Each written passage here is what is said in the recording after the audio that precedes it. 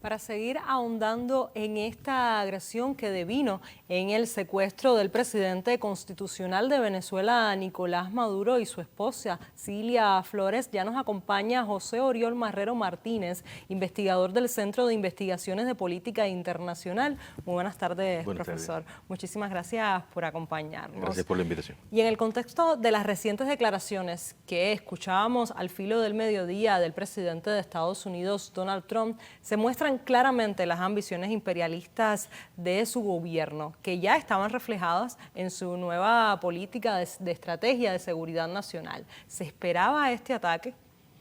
En primer término quisiera recordar que va a ser 145 años que Martí pronunció su histórico discurso en el Club de Comercio de Caracas, justo dentro de unos pocos meses, donde llamó a la paz en el continente, llamó a la paz en el mundo y lo encapsuló en una preciosa frase, cuando llamó al inmenso y grave beso de los mundos.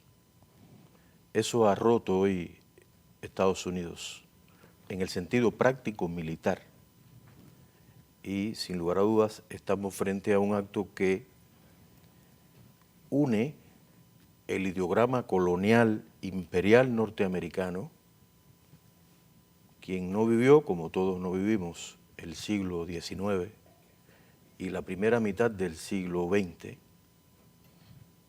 Estamos viviendo una síntesis de un siglo y medio de imperialismo. Asistimos a la concurrencia del ideograma colonial, de la doctrina del destino manifiesto. Todo se está juntando. El destino manifiesto, la doctrina Monroe, el derecho de conquista, el gran garrote, la diplomacia de las cañoneras. Es decir, hoy estamos asistiendo a los nuevos bárbaros, no montados en locomotoras, sino montados en F-35, a los nuevos bárbaros montados en acorazados, en portaaviones nucleares y de propulsión nuclear. Hoy estamos asistiendo a los nuevos bárbaros que operan drones para atacar población civil. El fenómeno lo hemos visto esta madrugada, lo seguimos viendo, pero tiene una esencia.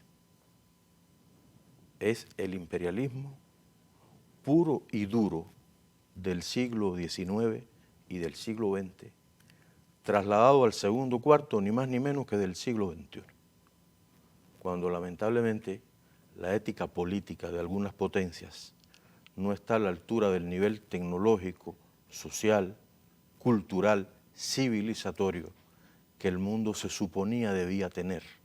Y estamos enfrentando estas crudas realidades que desembocaron en este artero y criminal ataque de hoy.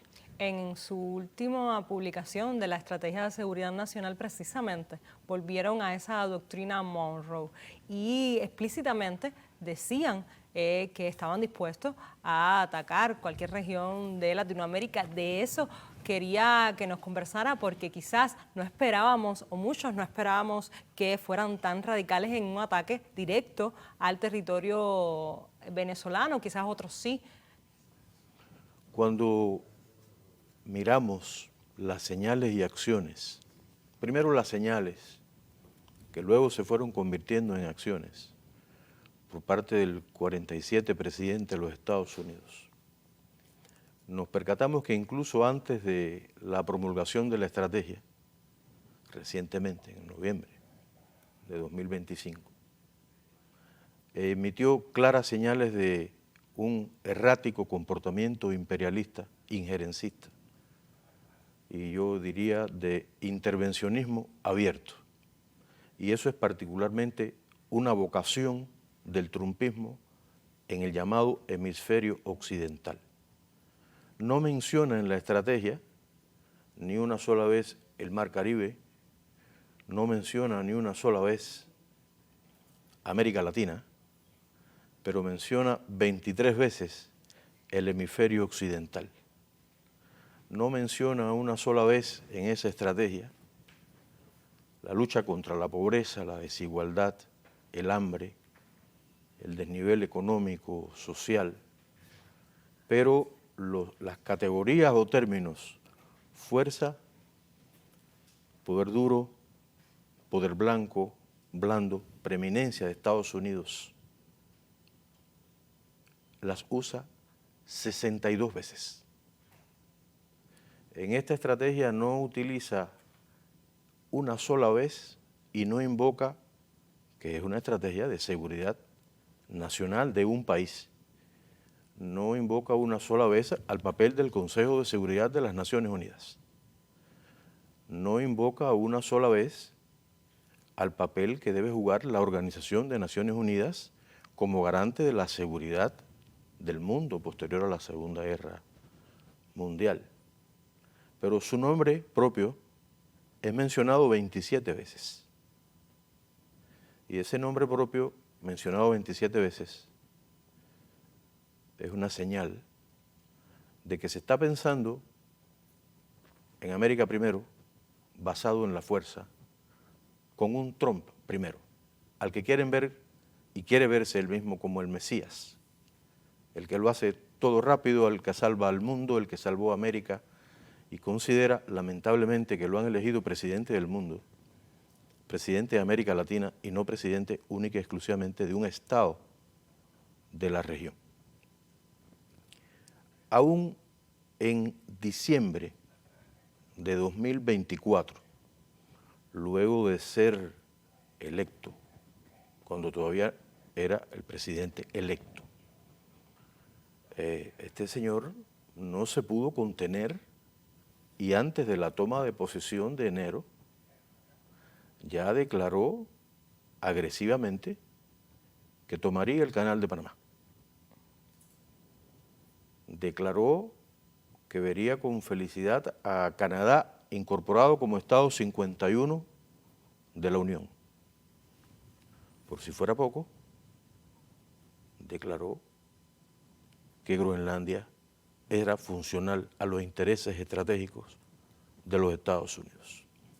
No pudo esperar a enero. ¿Qué nos dice? Este equipo de halcones que intentó hacer una segunda declaración de independencia de los Estados Unidos ha producido una estrategia, entre comillas, que es un Mein Kampf 2.0, una estrategia de imperialismo abierto, una estrategia neofascista de intervencionismo en los asuntos especialmente de América Latina, y quisiera, si me lo permites, Por supuesto, para no abusar de mi memoria, mencionar breves pasajes de ese documento estratégico.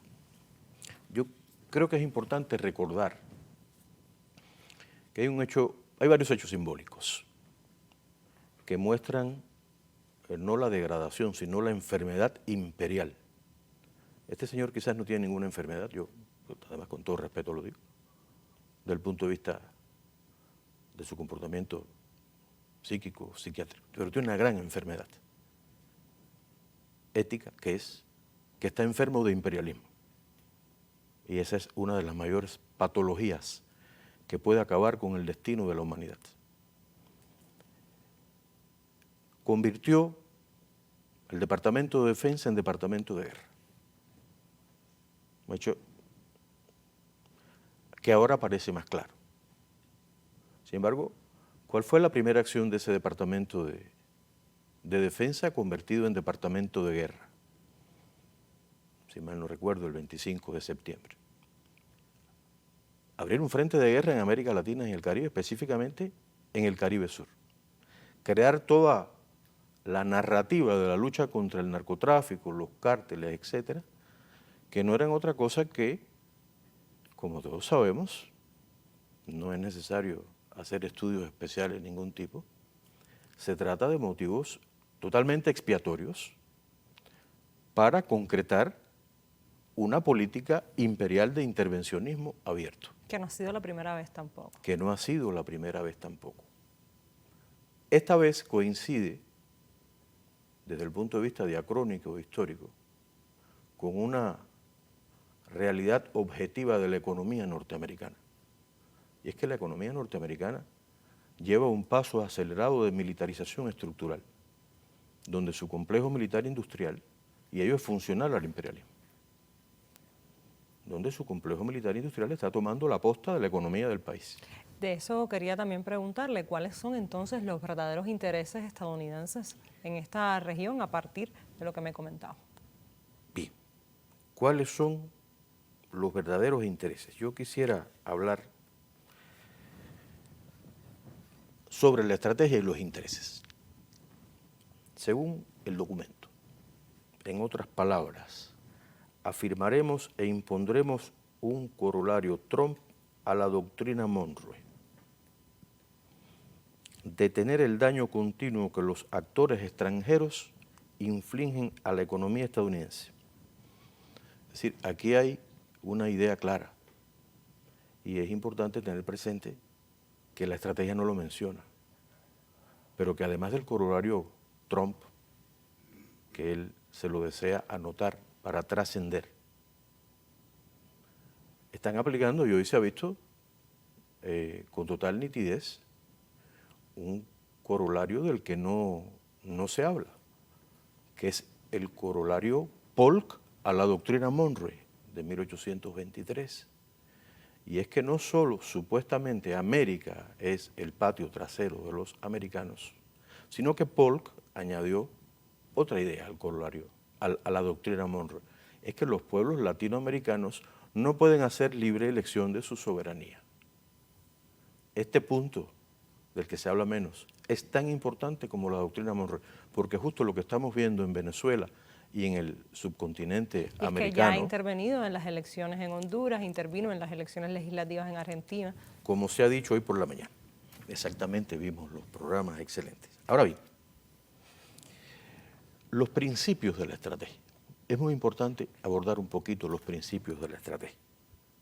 Y el principio demagógico que, y cito textualmente, plantea la predisposición al no intervencionismo. Es decir, parece realmente irrespetuoso, es irrespetuoso que un documento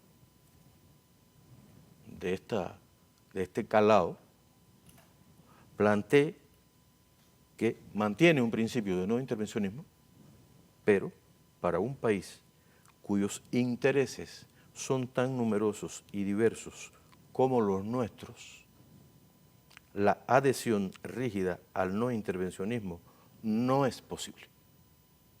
Es decir, no intervencionismo, pero con intervencionismo.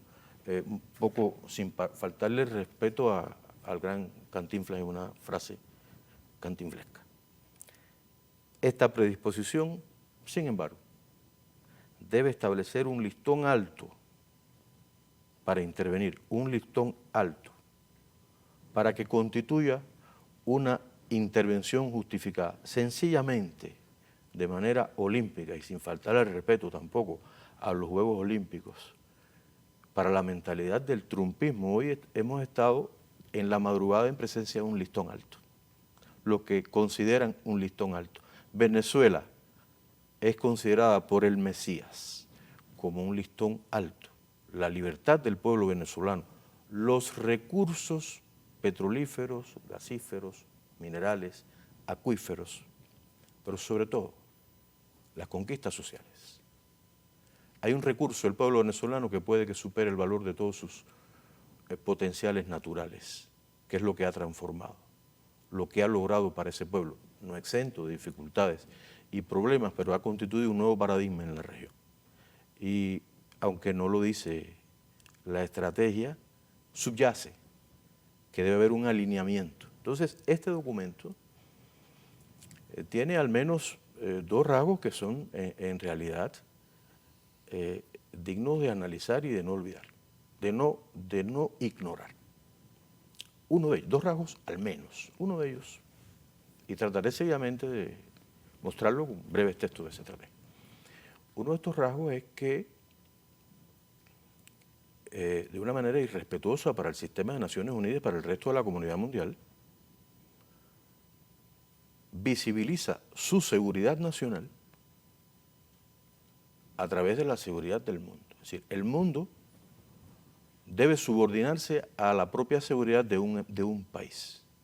Y para que ese país sea seguro debe intervenir en partes del mundo y el mundo debe responder a sus exigencias. Y sin embargo, a pesar de que eso está declarado explícitamente, estamos viendo manifestaciones de los ciudadanos contra esa acción ilegal alrededor del mundo y no existe.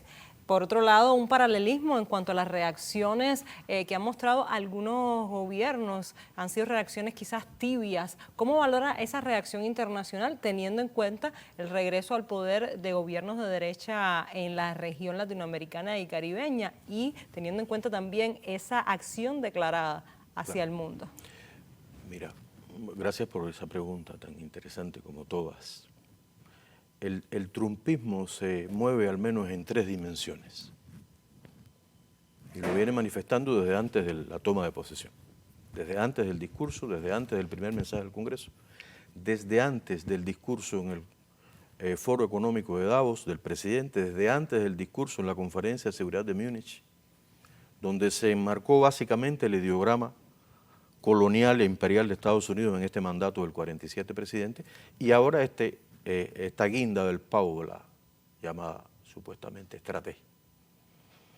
Y es que desde esa fecha, es decir, en que se vienen produciendo estos elementos que dijimos con anterioridad, Trump ha tenido con total claridad la idea de promover en el mundo una política que vaya en la dirección de la dimensión económico-comercial y ha aplicado una guerra económico-comercial a un grupo de países y regiones, a los que llama amigos y enemigos, aliados y adversarios. Es decir, el trumpismo y su estrategia de expansión imperial se manifiesta en una dimensión económico-comercial. Y eso tiene una masa de ejemplos. Se han dado hoy aquí varios de ellos. Se manifiesta en segundo lugar, y no lo estoy poniendo por orden de importancia, en una dimensión político-militar. Bueno, este gobierno de Trump no lleva todavía un año en el gobierno y ya ha atacado 4 o 5 países. Atacó Yemen, atacó Irán, atacó fuerzas en Siria, atacó a la hermana República Bolivariana de Venezuela, y se declaró por algunos observadores como un presidente pacifista. Eso mismo estaba pensando. Y una tercera dimensión que entronca allí la respuesta a tu pregunta es la dimensión ideológico-doctrinal. Como hemos visto desde la toma de posesión, el trumpismo está apelando a doctrinas, está desempolvando doctrinas y está desempolvando líderes que conformaron el pensamiento imperialista norteamericano. No olvidemos, una acción que fue el resultado, o que sería la premonición quizás de lo que está pasando.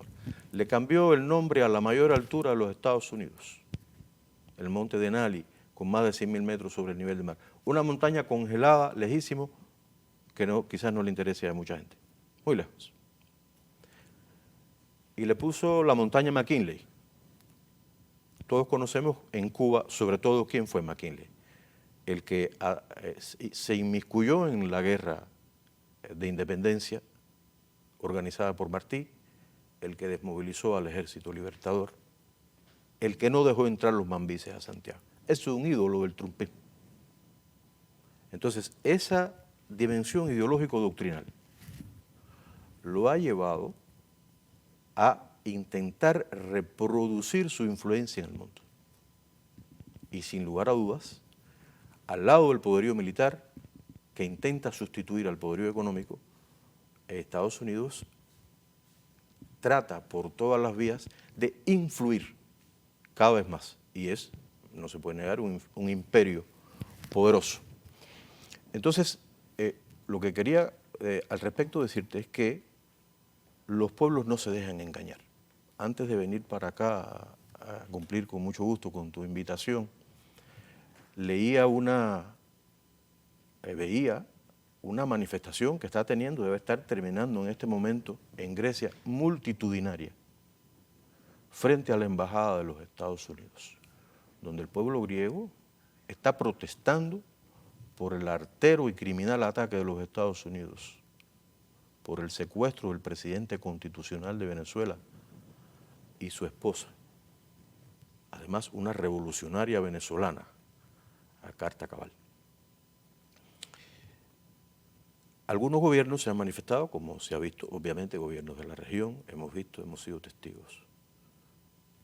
Algunos gobiernos incluso de Europa, ciertamente no muchos, han reconocido que este hecho constituye una violación de las leyes internacionales.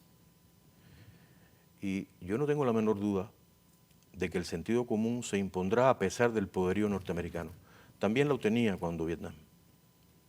Pero Estados Unidos quiere a un continente inestable también, que necesite de la militarización para garantizar su seguridad, y esto beneficia al complejo militar industrial de Estados Unidos. Es decir, la seguridad nacional estadounidense depende de la inseguridad de los países del hemisferio. ¿Cuáles son sus valoraciones en ese sentido? Muchísimas gracias también por tu pregunta. Bueno, justamente en segundo lugar, otro rasgo de la estrategia de seguridad nacional de los Estados Unidos, un rasgo muy claro, en su letra, además de intentar ver la seguridad del país a través de la seguridad del mundo, o la seguridad del mundo tributando a la seguridad del país, fenómeno realmente neo-hitleriano. Estados Unidos hoy ha puesto mucho más de manifiesto, y en el discurso del señor 47 presidente, posterior, así en la mañana de hoy, horario de Cuba, es que la estrategia imperialista intenta hacer pendular a los pueblos de América Latina y el Caribe hacia la muralla hemisférica. De modo que si no eres aliado o estás en línea con los intereses de Estados Unidos, puedes constituir un caso de listón alto y de intervención justificada. Y lo que hemos visto hoy no es otra cosa que una intervención imperialista en un país, como se ha dicho, no voy a repetir eso, que tiene una política de soberanía, independencia, desde Bolívar y en sus luchas históricas. Y ese elemento, y quiero hablarte de la militarización, como me preguntas. Plantean, dentro de las tareas, reajustar la presencia militar norteamericana en el mundo y desviar parte de esa presencia hacia América Latina y el Caribe, hacia el hemisferio occidental, concretamente. Es decir, estamos frente a no es un intento, es ya un hecho de marcha forzada de militarización del hemisferio. Hoy en la mañana se daban algunos datos, tuve el privilegio de verlo, y es así. Vienen ya hace varios meses militarizando la región a marcha forzada. No es que no lo intentaran otras administraciones. El rasgo actual de esta administración es el carácter forzado e inédito en el sentido de la magnitud y la envergadura imperial que es capaz de provocar este tipo de hechos como el de hoy, que es un capítulo de una política, no un hecho cerrado. Profesor, la pregunta también que muchos se están preguntando, valga la redundancia, es ¿qué viene ahora? ¿Cuáles son las previsiones, los posibles comportamientos del escenario y de los propios Estados Unidos de cara a la región, a Venezuela, al mundo? Bueno, ellos han dicho, digamos que de puntos, 4 puntos en la estrategia sobre lo que piensan hacer. Ojo, una cosa es lo que piensan hacer y lo que tienen previsto hacer, y otra cosa es lo que puedan hacer.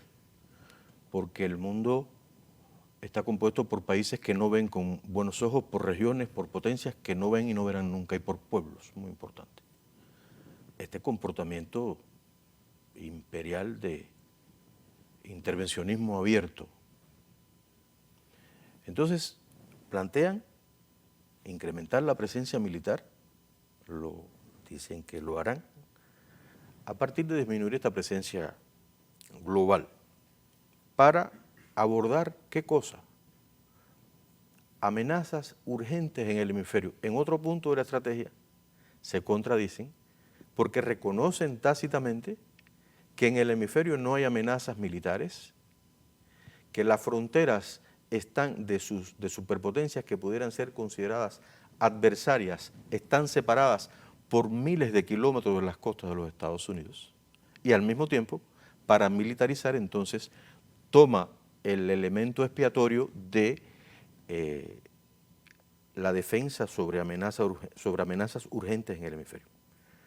Segundo lugar, están planteando y soñando con una mayor presencia de la Guardia Costera y de la Armada. ¿Para qué? Para controlar rutas marítimas. Es decir, América Latina, particularmente el Canal de Panamá y no solo, recordemos el sur del continente, tiene rutas marítimas estratégicas para la navegación mundial de larga distancia, tanto comercial como militar. Otro punto, por tanto, y lo dice textualmente, despliegues específicos y cuando sea necesario, el uso de la fuerza letal. Es decir, esto que estamos viendo en las últimas horas deja claro que estamos frente a una hoja de ruta imperativa. Y sobre ese punto solo quisiera decir el último aspecto antes de hacer otro comentario, si me lo permites. Es que se proponen abiertamente y con total cinismo la meta de acceder por la fuerza, por la conquista, por la toma, por la compra, como sea, como quisieron comprar a Cuba 5 veces en el siglo XIX, Cuba, o te compraremos o te zurraremos, le decían a los españoles. Quieren tomar un grupo de puntos estratégicos de la región relacionados con zonas militares, bases, acuíferos, lugares petrolíferos, gasíferos, está declarado en la estrategia. Y para ello ya han indicado un estudio profundo, dicen los señores, sobre al brazo de inteligencia de la comunidad, al brazo analítico de la comunidad de inteligencia de Estados Unidos, que haga un estudio a marcha forzada de cuáles son los puntos del continente. Es decir, estamos en presencia de un intento de toma de un continente. Y la pregunta que hacías relacionado con la militarización, yo quisiera concluir, si es así que estamos concluyendo, con la siguiente idea. Si no se entiende la ruta del dinero, no se entiende el comportamiento del capitalismo. Si no se entiende el negocio de las armas, no se entiende la política mundial y no se entiende la economía mundial.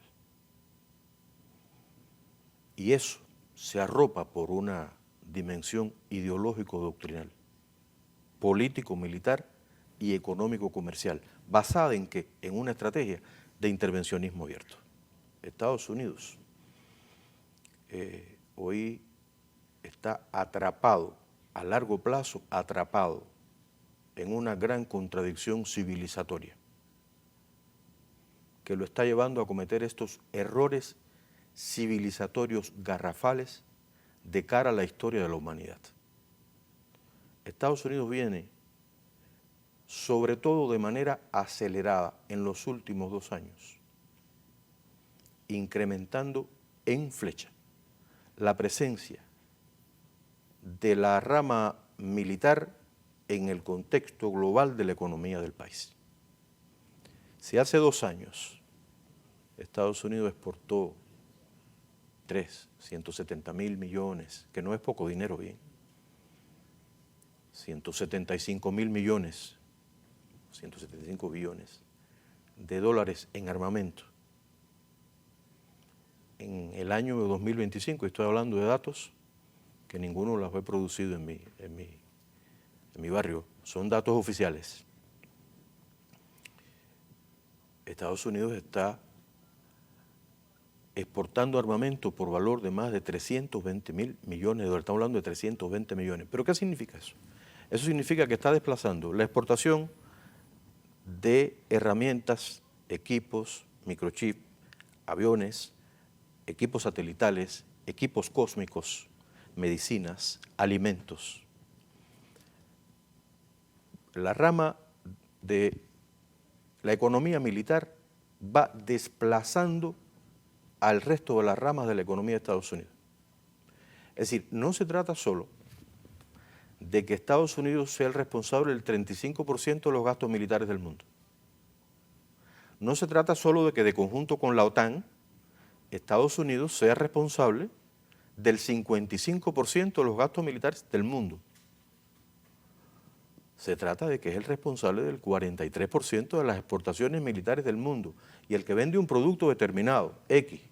Necesita que haya guerras. Necesita, si usted vende, perdóneme el ejemplo un poco científico, helados, bueno, pues usted necesita quien compre, ¿verdad? Ese producto, o si vende un producto determinado, perfume, lo que sea, lo que usted desee. Si usted vende armas, usted está secuestrado por el complejo militar industrial, porque usted necesita vender armas o crear una situación de conflicto, de caos en el mundo similar a una guerra que produzca las necesidades de comprar armas. Y es lo que está haciendo con la militarización subordinada de Europa, con el 5% que le han impuesto a la OTAN o con el % que le quiere imponer a Corea del Sur, Japón, Australia, de incremento en flecha de los gastos militares. Entonces, cierro diciendo que este cuadro, que para nada aspira a ser completo y que es una contribución colectiva a las intervenciones excelentes que hemos visto aquí hoy, a lo que hemos aprendido, subyace en un comportamiento de intervencionismo de una manera objetiva, porque Estados Unidos está apelando a este tipo de políticas como una tabla de salvación del sistema. Eso es extremadamente peligroso. De modo que debajo de estos accidentes criminales, arteros, que violan la política internacional, estamos frente a un Estado en modo caos. Estamos frente a la principal superpotencia todavía en cuanto a Producto Interno Bruto nominal, no así por capacidad de paridad de compra, que lleva al mundo a un estado de inestabilidad, de entropía, que genera efectos en cascada. Y solo la denuncia, la lucha común de los pueblos, el combate porque prevalezcan otras visiones. Un escenario tenso y esperamos que reine la conciencia en todo este escenario y que la posición de los pueblos del mundo y esa oposición también a esa agresión militar a Venezuela pues culmine en buen término, si se puede decir de esa manera. Le agradezco mucho, profesor, por habernos acompañado esta tarde.